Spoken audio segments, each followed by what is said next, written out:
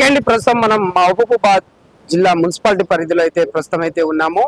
29వ వార్డుకు సంబంధించిన మంగళపల్లి రాజ్ కుమార్ దగ్గర ప్రస్తుతం అయితే ఉన్నాం. అయితే మొత్తంగా తనకు ఇక ప్రజా ఆదరణ ఎలా ఉంది ఏందనేది తన మాటల్లో తెలుసుకునే ప్రయత్నం అయితే చేద్దాం. చెప్పండి సార్, ప్రజా ఆదరణ ఎలా ఉందండి?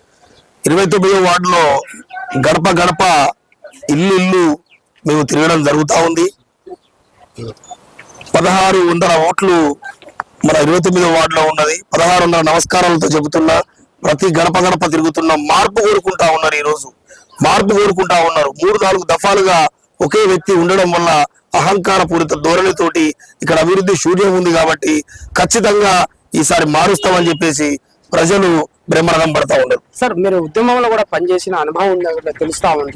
గతంలో మీరు టిఆర్ఎస్ గా ఉన్నప్పుడు మీరు చాలా ఉద్యమాలు చేసినారని కూడా బయట ఉనికిడి ఉంది. అవన్నీ కలిసి వచ్చే అంశం కనిపిస్తుందా?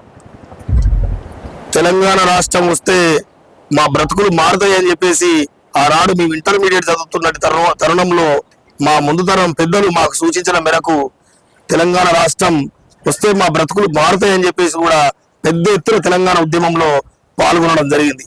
ఆనాడు తెలంగాణ ఉద్యమంలో పాల్గొంటే పట్టుమని 10-20 మంది ఉన్నాం. ఉద్యమంలో ఈ జెండా వేసుకొని ఆ వ్యక్తులలో నేను ఒకరిని. మమ్మల్ని చూసి నవ్విర్రు. ఈ 10-20 మందితో ఏమైతుంది, రాష్ట్రాన్ని సాధించుకుంటారా, ఆందోళన కాంచి చేజిక్కించుకోగలుగుతామా అని చెప్పి అనుకున్నారు. ఉద్యమాలు చేసినాం, కష్టపడ్డం, రైలు రోకోలు చేసినాం, నిరాహార దీక్షలు చేసినాం. తెలంగాణ రాష్ట్రాన్ని సాధించుకున్న దాంట్లో కీలకమైనటువంటి పాత్ర యువజేసి కో కన్వీనర్ కూడా పనిచేసిన. ఇక్కడ ఉన్నటువంటి ప్రాంతంలో అందరికీ కూడా నా పడ్డ కష్టం తెలుసు. తెలంగాణ రాష్ట్రం కోసమే అన్న అట్లా కష్టపడితే మా వార్డు కోసం ఎంతైనా కష్టపడి చేస్తానని ఒక ఆత్మవిశ్వాసం నా వార్డు ప్రజలకు ఉంది. 29వ వార్డులో గతంలో ఎప్పుడైనా పోటీ చేశారా? 29వ వార్డులో గతంలో 2020లో పోటీ చేయడం జరిగింది. తెలంగాణ ఉద్యమకారుడిగా బీఆర్ఎస్ ప్రభుత్వం ఆనాడు ఉన్నటువంటి శాసనసభ్యులు ఎమ్మెల్యే శంకరన్న, ఎంపీ కవితక్క గారు, ఎమ్మెల్సీ రవీంద్రరావు గారు తెలంగాణ ఉద్యమకారునిగా నన్ను గుర్తించి టికెట్ ఇచ్చి పంపడం జరిగింది. స్వల్ప ఓట్లతో, కొద్దిపాటి తేడాతో ఓటమి పాలు కావడం జరిగిందండి. పోయినసారి గతంలో స్వల్ప ఓట్లతో ఓడిపోయినాం. అదే రకంగా ఈసారి గెలిపిస్తే అభివృద్ధి చేసి చూపిస్తామనే ఒక నినాదంతో ముందుకు పోవడం జరుగుతూ ఉంది. ప్రధానంగా యువత ఏమంటుంది, మీకు భరోసా ఇస్తుందా? 29వ వార్డులో అత్యంత పాత బజార్ ప్రాంతం లోపల ఎక్కువ యువత ఉన్నటువంటి ప్రాంతం ఏదైనా ఉంది అని అంటే స్థానికంగా మళ్ళా 29వ వార్డులే అత్యంత యువత ఎక్కువ ఉందని చెప్పి కూడా మీకు తెలియజేయడం జరుగుతూ ఉంది. వాళ్ళు నిస్పృహకు లోనైళ్ళు, పట్టించుకునే నాయకుడు లేడు. 5 ఏళ్లకు ఒకసారే కనబడే నాయకుడు మాకు వద్దన్నా, మీరు యువకులు మా బాధను అర్థం చేసుకుంటారు, మా కష్టం వస్తే మీరు ముందుంటారు కాబట్టి బ్రహ్మరథం బట్టి మీరు ఉండాలని చెప్పేసి కూడా బలపరచడం జరుగుతూ ఉంది. సమస్యలు గుర్తించారా? సమస్యలను ఐడెంటిఫికేషన్ చేసినాం. ఏమున్నాయి సమస్యలు? ఇల్లు లేవు, నిరుపేదలు కుటుంబాలు వెంకటిల్లో మట్టి ఇళ్లలో ఉండడం జరుగుతూ ఉంది.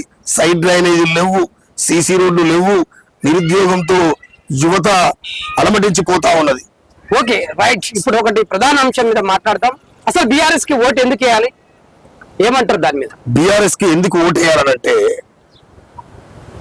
తెలంగాణ రాష్ట్రాన్ని సాధించినటువంటి ఘనత, తెలంగాణ రాష్ట్రాన్ని సాధించినటువంటి వ్యక్తి కేసీఆర్ గారు అని చెప్పేసి యావత్ ప్రపంచానికి, భారతదేశానికే తెలుసు. తెలంగాణ రాష్ట్రాన్ని సాధించడం జరిగింది. తెలంగాణ రాష్ట్రాన్ని సాధించిన తర్వాత ఆ రాష్ట్ర సాధనలో భాగంగా 200 పింఛన్ని 2000 చేసుకోవడం జరిగింది. అదేవిధంగా 2 లక్షలు ఉన్నటువంటి ఇంటిని 10 లక్షలతో డబుల్ బెడ్రూమ్ చేయడం జరిగింది.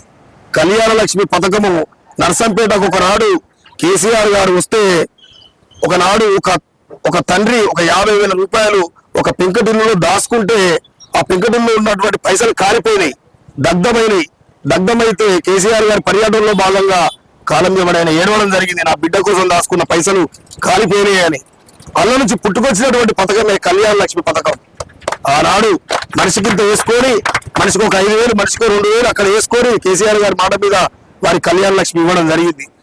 అక్కడి నుంచే పేదవారు ఆడబిడ్డ పెళ్లికి కష్టాలు పడుతున్నారు కదా అని చెప్పేసి 1,00,000 రూపాయలు పెట్టిన పథకమే కళ్యాణ లక్ష్మి పథకం.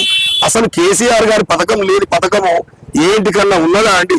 ఈ రోజు మూలం చిన్న పిల్లగాంచి మొదలు పెడితే, చదువుకున్న వాళ్ళు గురుకుల హాస్టల్ కాంచి మొదలు పెడితే, వృద్ధుల కాంచి మొదలు పెడితే, యువత కాంచి మొదలు పెడితే ప్రతి ఒక్క పదం ఏదో ఒక రూపంలో బీఆర్ఎస్ పార్టీ పథకాలు ఆడ ఉన్నాయి. ఇంకోటి అండి, తెలంగాణ రాష్ట్రం ఏర్పడిన తర్వాత జిల్లాలు ఏర్పడ్డాయి, జిల్లాలు పెరిగినాయి. అప్పుడు ఆనాడు 10 జిల్లాలే ఉండే, ఈనాడు 31 జిల్లాగా రూపాంతరం చెందడం జరిగింది.